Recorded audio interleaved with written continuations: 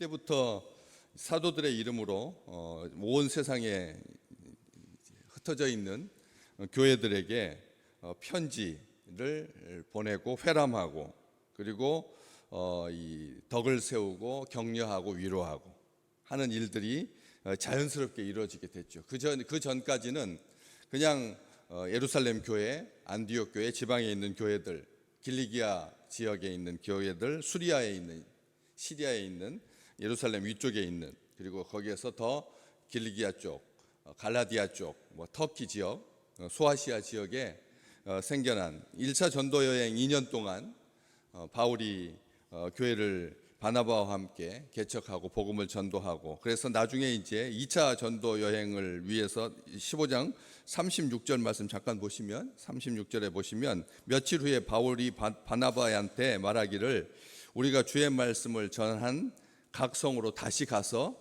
형제들이 어떠한가 방문하자 하고, 바나바는 마가라고 하는 요한을 데리고, 조카를 데리고 가자고 하고, 바울은 그 일 때문에 심히 다투게 돼. 왜냐하면 1차 전도여행 때 중간에서 포기하고 도망간, 예루살렘으로 가버린 그런 마가 요한을 데려갈 수가 없다. 그래가지고 40절 말씀에 실라를 택한 후에 형제들에게 주의 은혜의 부탁함을 받고 수리아와 길리기아로 다니면서 교회들을 견고하게 했다. 이게 이제 2차 전도 여행의 시발점이 되는 거죠. 여기에 나오는 40절의 실라, 여기 실라가 오늘 지금 시리아 안디옥 교회, 수리아 안디옥 교회에 이 파송하면서 편지를 인편으로 보내면서 바사바라고 하는 유다와 실라, 이 두 사람이 더 추가돼서 가게 되는 것을 보게 됩니다. 야고보가 각 성에 아직까지 예로부터 모세를 전하는 자가 있어서 안식일마다 회당에서 그 글을 읽고 있는, 아직도 구약 성경 말씀대로 구약 신앙 그대로 유대인들이 신앙생활하고 있는 그런 사람들이 있기 때문에 이방인 그리스도인들도 유대인들을 배려하고, 또 유대인 출신 그리스도인들도 이방인들을 상호 이렇게 배려한다. 오래된 묵은 기존의 신자들과 새 가족들이 상호간에 서로 돌보고 서로 존귀하게 여겨야 된다라고 하는 것을 말하면서 이제 사도와 장로와 온 교회, 이렇게 교회를 이렇게 정확하게 구별하고 있습니다. 사도, 장로, 온 교회. 사도와 장로와 온 교회. 이것은 영적인 질서를 이렇게 보여주는 것이죠. 영적인 질서를 보여주는 겁니다. 그냥 온 교회라고 해도 되잖아요. 그런데 대표성을 가진 사도와 장로와 그리고 온 교회라고 이렇게 말하고 있습니다. 이렇게 사도와 장로와 온 교회가 한 마음으로, 일치된 마음으로 연합하여서 마음이 삐뚤어지지 아니하고 소외되지 아니하고 한 사람도 마음이 불편하지 아니하고, 그렇잖아요. 교회 지도자들은 손해를 감수하고 교회 성도들은 무조건 얻기만 하는 그런 구도가 아니라는 거죠.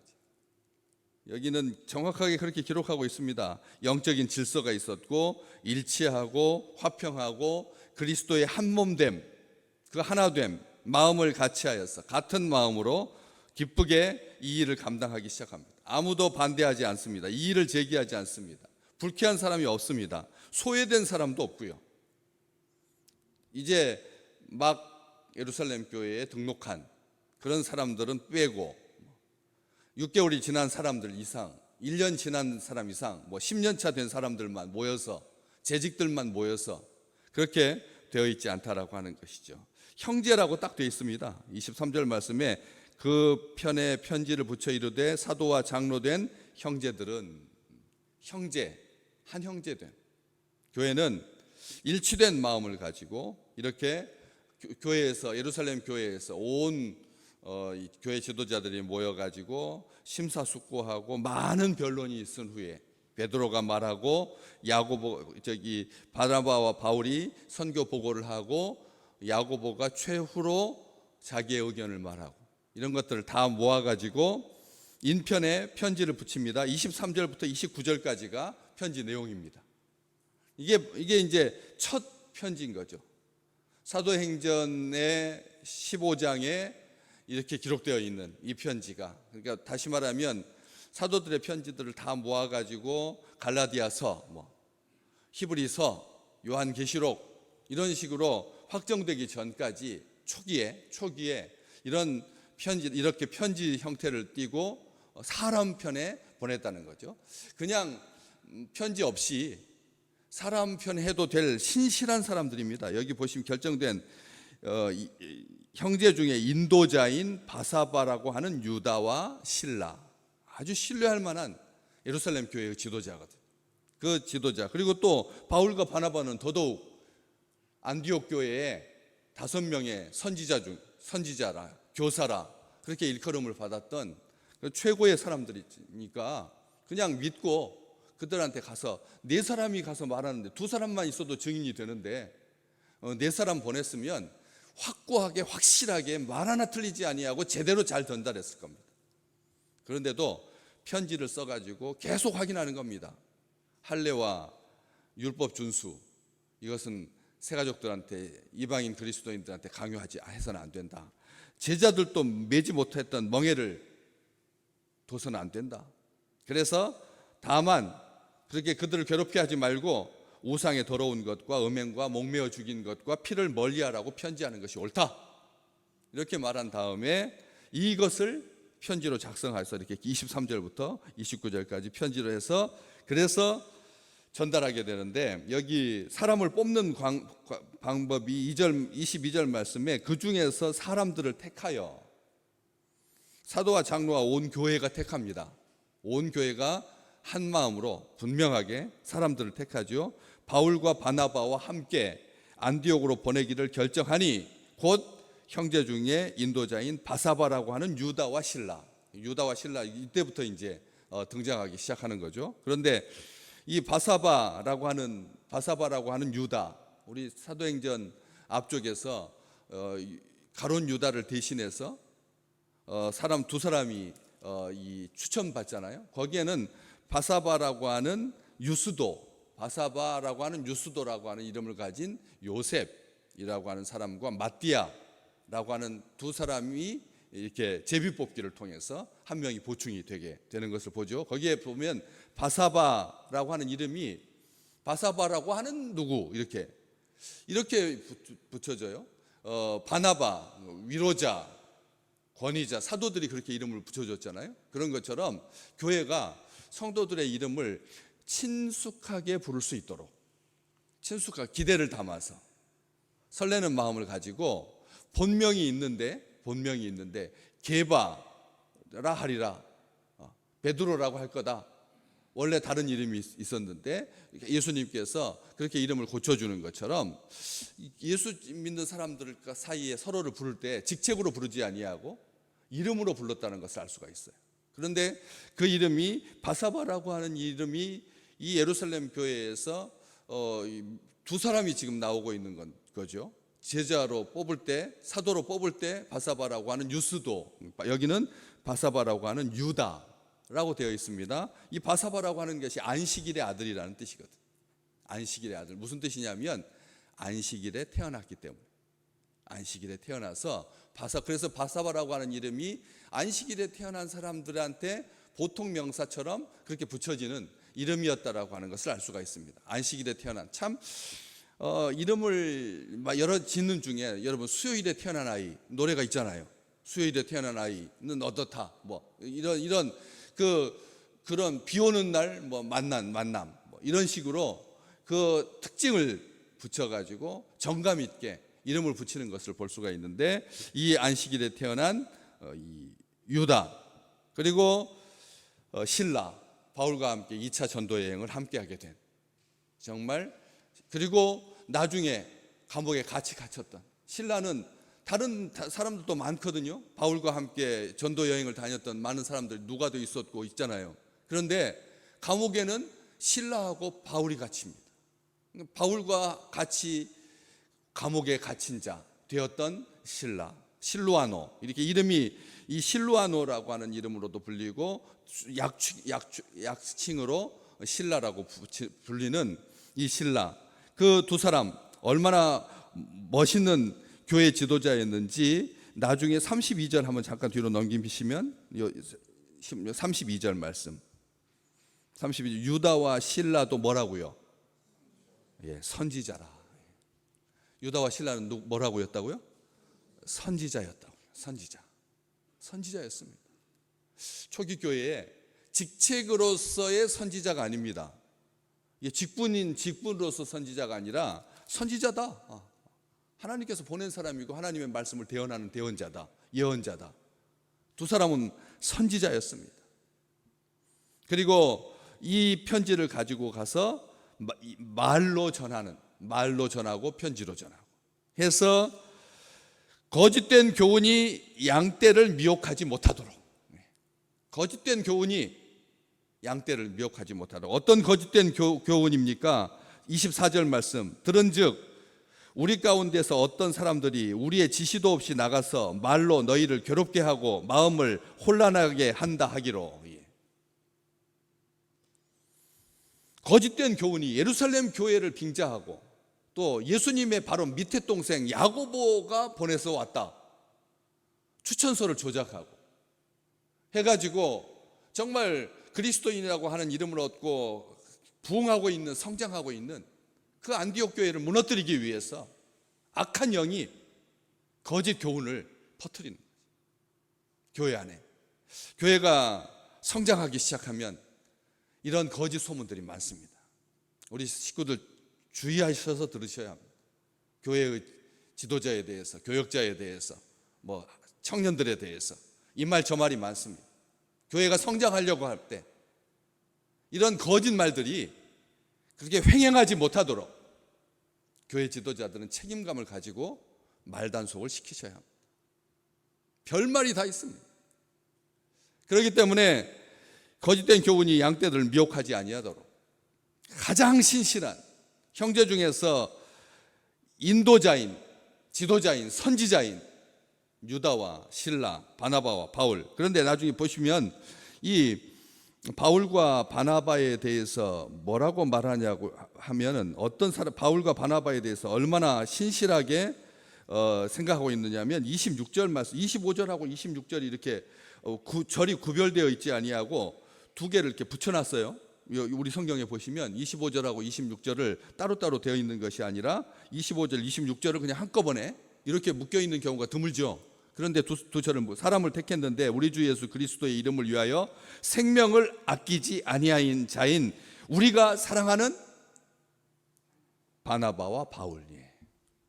정말 교회가 이 바나바와 바울에 대해서 어떤 마음을 가졌는지를, 교회 지도자에 대해서, 우리 장로님들에 대해서, 우리 목회자들에 대해서 우리 교회가 어떤 생각을 가져야 되는지. 얼마나 아름답습니까?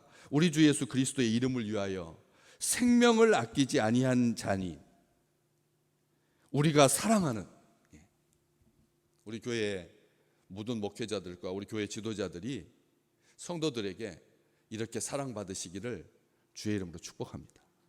진심으로 이렇게 존경받는 그런 사람들을 택하여서 그 멀리 떨어져 있는 500여 킬로가 넘는 그렇게 북쪽에 있는 안디옥 교회의 양들이 상처 입지 아니하도록,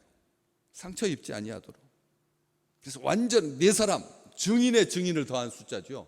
두 사람이면 족한 것을 네 사람을, 이것은 한치의 오류도 있어서는 안 되겠기.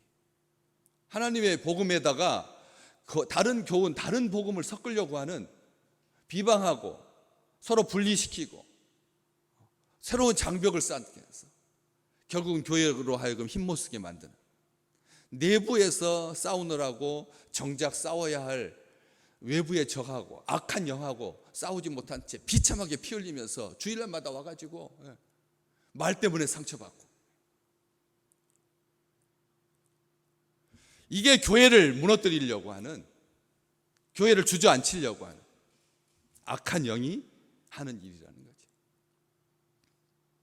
단순히 믿음 좋은 사람을 보낸 것이 아니라 이렇게 사랑받는 사람을 택했는데 더 중요한 말이, 다 28절 뒤로 넘겨보실까요? 28절 말씀 뭐라고, 다시 한번 읽겠습니다. 같이. 성령과 우리는 이 요긴한 것들 외에는 아무 짐도 너희에게 지우지 아니하는 것이 옳은 줄을 알았노니. 아멘. 아멘. 네 가지 우상의 제물과 피와 목매어 죽인 것과 음행을 멀리할지니라. 이것은 뭐라고 말하고 있나요? 요긴한 것, 요긴한 것, 요긴한 것이라고 하고 있습니다. 다시 말하면 그것도 너희에게 짐이 되지 않기를 원한다. 그것도 너희에게 짐이 되지 않기를 원한다. 사람을 대할 때 교회는 이래야 합니다. 이게 진짜 교회인 겁니다. 이게 교회인 거예요. 성도들에게 거룩한 부담감이라고 하는 이름으로 우리가 그냥 몰아치듯이 한 사람한테 1인 5역, 1인 3역, 안 하는 사람은 하나 손가락 하나도 까딱하지 않고 일 열심히 하는 사람한테는 그냥 막 덤태기로 씌워가지고 짐을 지우는 것이 아니라 그것도 요긴한 거다. 네 가지도 요긴한 것이다 말하면서 성령과 우리는 참 얼마나 귀한 교회입니까? 모든 결정에 있어서 생각에 있어서 최후의 강단에서 제가 늘 말씀드리죠. 강단에서 담임 목사가 선포하기 전에는 성령과 우리가 결정하기 전에는 당회에서 결정하기 전에는 사람들의 말로 교회를 뒤흔드는 자가 없도록 스스로 지켜야 합니다. 입에 파수꾼을 하나님께서 세워주실 줄로 믿습니다. 그래서 교회를 흔들어대지 아니하도록. 그래서 여기 단순히 믿음 좋은 교회의 인도자, 지도자를 파송한 것이 아닙니다. 선지자와 장로가 토론만 성령의 감동으로 주도적으로 인도하심의 결과다. 이게 서로 그 변론하고 이야기하고 결정한 것이 성령께서 하신 거다. 이 결정은 엄중하고 개인이 임의로 변경할 수 없다. 이방인 교회에 대해서 전폭적으로 지지를 선언하고 있는, 지금 힘들게 성장하고 있는 지금 교회가 아시잖아요. 교회가 1000만이 넘었었어요. 10년 전에 1000만이 넘었었다니까요. 그런데 지금은 막 그냥 계속 떨어지고, 우리 교단도 한 해에 9만 명 줄었어요. 작년 한 해 동안 코로나 때 9만 명 줄은 200만 명 넘는 교단에서 9만 명 줄은 것이 대수냐? 여러분 5%면 이것은 유의미한 숫자가 아니라 감소입니다. 감소라니까요.